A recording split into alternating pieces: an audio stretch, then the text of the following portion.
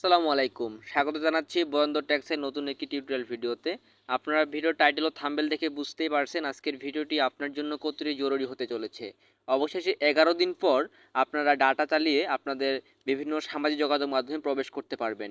কিভাবে প্রবেশ করবেন এবং তথ্য যোগাযোগ টেলিমন্ত্রী তথ্য প্রতিমন্ত্রী জুনায়েদ আহমেদ পলক কি জানালো ফেসবুক বিষয়ে কিংবা যে গ্রাহকরা রয়েছে গ্রাহকদের বিষয়ে। তবে তিনি নিশ্চিত করেছে যে গ্রাহকদের কোনো সমস্যা হবে না এবং প্রতিটি রানিং সিমে গ্রাহকরা পাচ্ছেন 5 জিবি করে ফ্রি।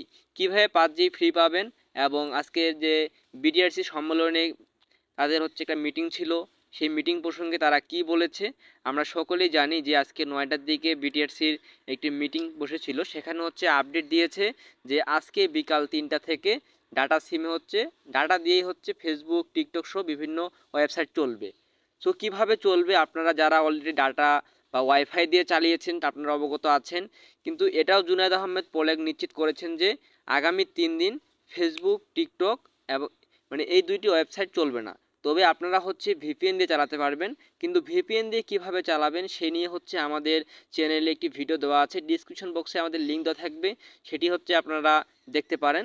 আর খুব দ্রুত 3 দিন পর কিন্তু ফেসবুক টোটালি আবার রানিং হবে এবং সরকারিভাবে তারা কিছু নির্দেশনা দিচ্ছে। নির্দেশনাগুলো আমাদের মেনে চলতে হবে।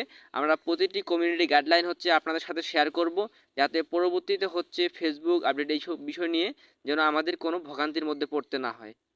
আপনারা এখন ডাটা চালিয়ে সবাই যে কোনো ওয়েবসাইটে প্রবেশ করতে পারবেন।